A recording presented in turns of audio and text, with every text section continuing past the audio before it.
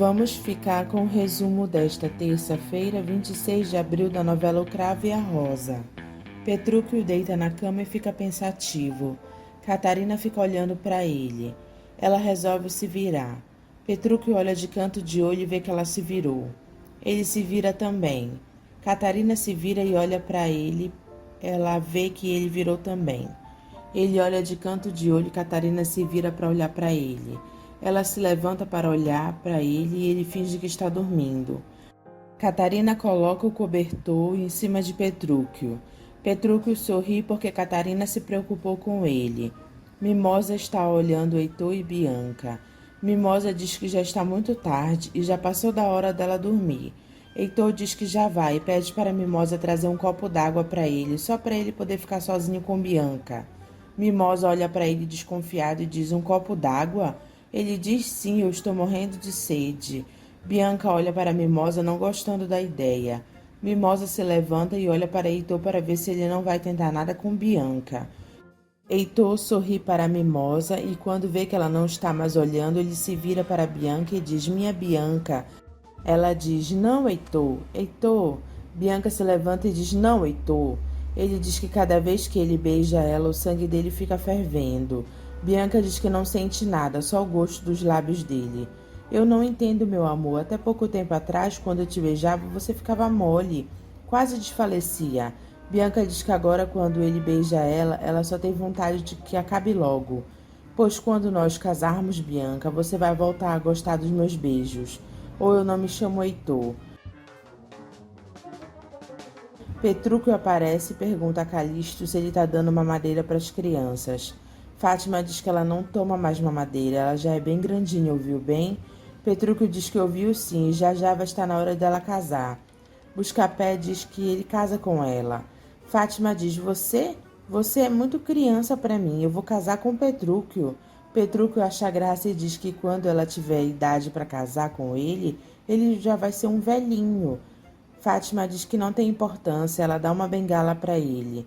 Petrúquio diz para eles irem brincar, porque agora é hora de fazer queijo, vão. Calixto diz a Petrúquio que parece que ele viu um passarinho verde, viu? Tá dando certo, Calixto, é só fingir que eu não tô me importando com ela que ela se importa comigo. Neca pede para Catarina explicar para ela como foi que ela começou a cozinhar tão bem de uma hora para outra.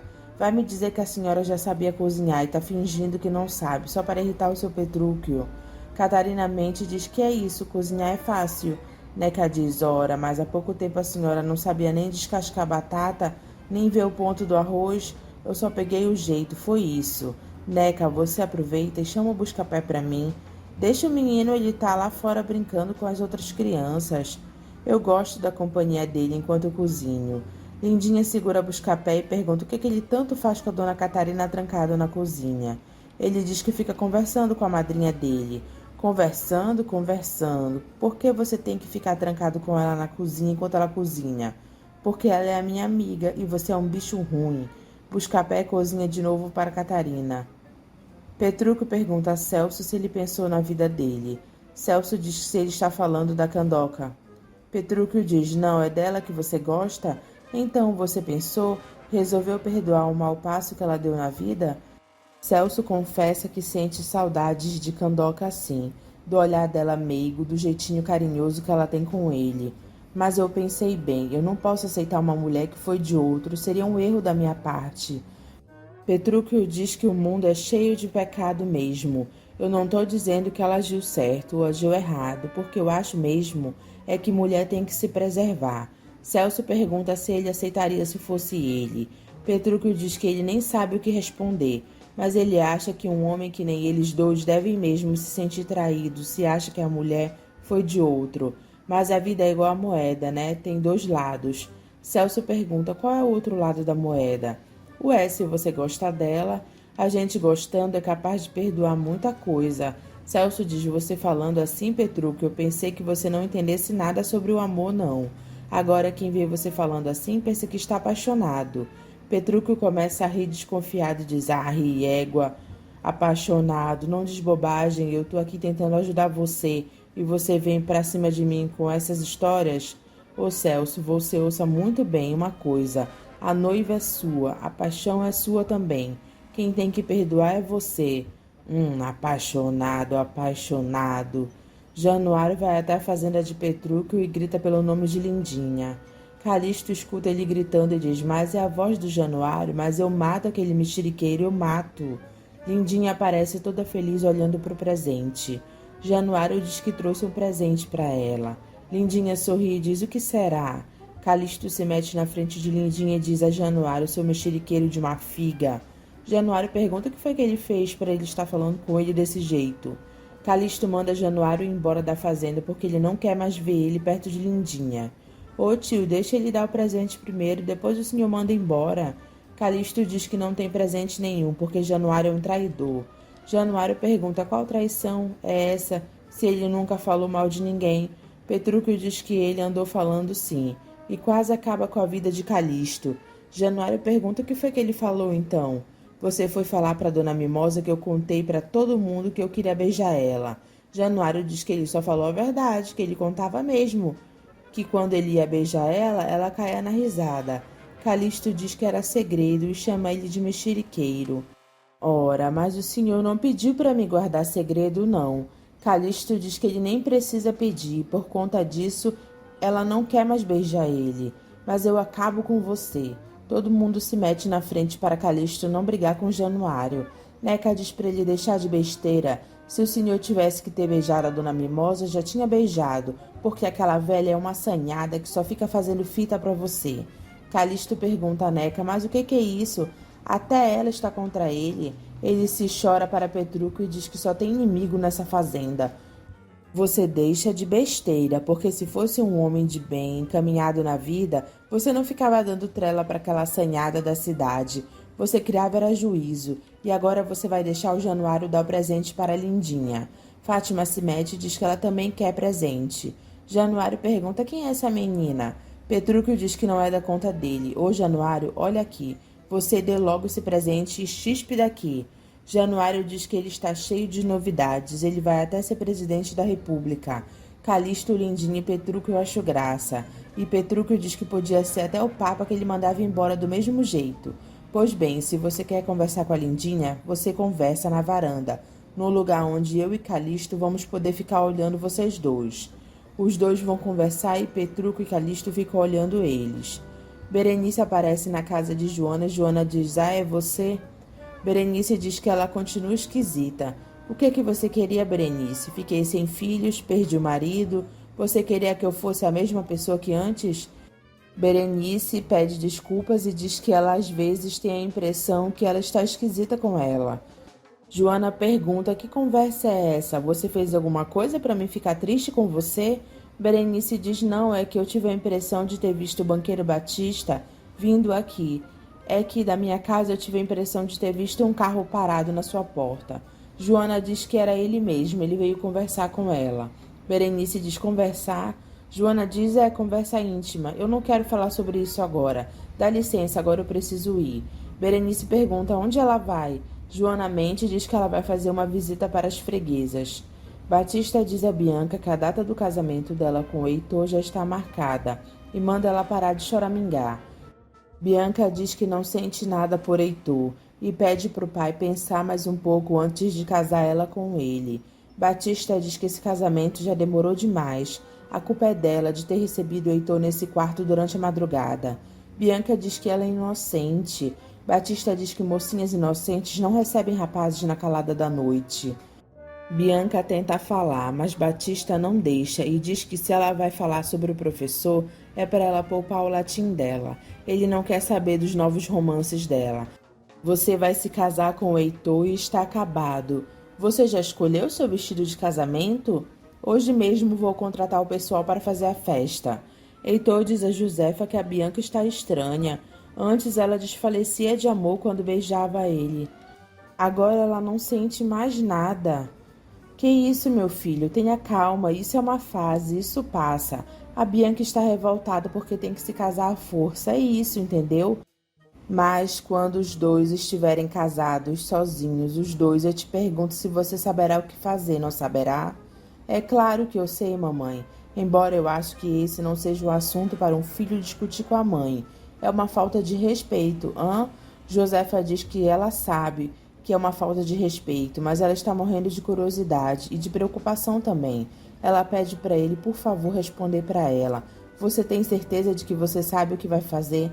Você vai saber fazer a Bianca ficar com o coração palpitando de paixão? Mas o que é isso, mamãe? Eu não sei onde é que a senhora aprendeu a falar desse jeito. A senhora tem sido uma dona de casa exemplar. Que isso, mamãe? Josefa diz que ela sempre ouviu falar, porque ela sempre foi muito virtuosa. Mas a senhora tem razão, eu devo ter mais confiança em mim. Afinal, eu sou o máximo. Qual mulher não ficaria caída pelos meus músculos, hã? Josefa diz, isso, é assim que se fala, eu estou gostando. E agora vamos consolar a pobre da sua irmãzinha. Heitor desconsolá-la? A Dinorá? Deveria era tomar uma surra, isso sim. Dinorá diz a Josefa e a Heitor que ela não quer entregar o colar a Kiki. Ela ama ele. Josefa diz que ela deveria ter pensado nisso antes de ter caído nas mãos daquela chantagista.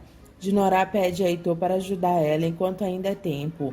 Heitor diz que depois do casamento dele com Bianca, ele promete que ajuda ela. Eu acabo com aquela chantagista. Só que você vai ter que me fazer uma promessa também. Dinorá diz, eu? Heitor diz, acabe com esse seu romance ridículo com Celso. Vamos, Dinorá, volte a ser uma mulher honesta, vamos, prometa. Dinorá mente e diz que ela promete, ela vai se separar do Celso. Lindinha abre o presente e fica olhando com cara de que não gostou. Januário pergunta se ela gostou e diz que é para ela amarrar os cabelos. Lindinha diz que depois que ele ficou rico, só dá porcaria para ela. Januário diz que ele achou que ela iria ficar bonita, tão bonita como o nome. Você é muito pão duro, viu, Januário?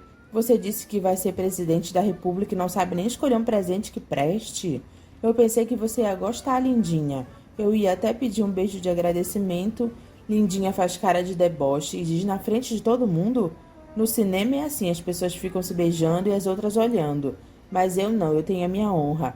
Nunca que eu vou ficar beijando você na frente dos outros. Ainda mais na frente do meu tio, né? Januário diz que ele trouxe um presente para ela e ela ainda fica brava com ele.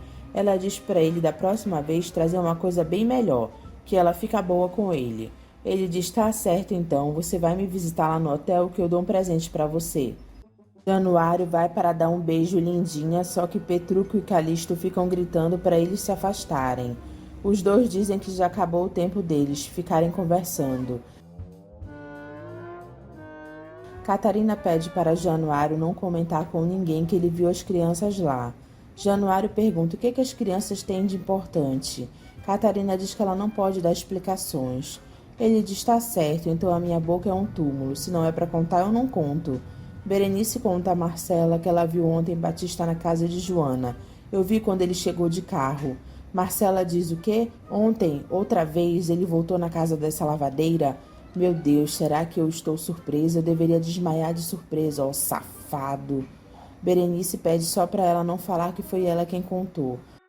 Marcela diz que não contará nada para ele, fica tranquila, que será segredo, mesmo porque eu preciso que você continue vigiando essa lavadeira. Aliás, se eu não estiver aqui, você me encontrará no Hotel Royal. Qualquer novidade, vá até lá. Berenice diz, sim, senhora. Muito bom a senhora ter me contado essa história. O Batista vai se ver comigo. Dinorá entrega nas mãos de Kiki o colar valioso que Cornélio deu de presente para ela. Kiki acha graça e diz que é uma joia esplêndida. Dinorá fica olhando para ela e Kiki diz que ela está pálida e pergunta se ela quer um chá. Não seja sonsa, você sabe muito bem que eu estou pálida por ter que me desfazer de um colar tão valioso. Kiki diz que o amor de Celso certamente vale mais. Eu vou sair, Cherry. Vai esperar por ele? Dinorá diz sim, eu vou. Kiki diz que ela levará esse colar para guardar num cofre de banco. Uma joia tão preciosa não pode ficar aqui com o risco de ser roubada, até mais ver. Dinorá fica triste por ter se desfeito da joia. Kiki vai até a pensão de Dalva.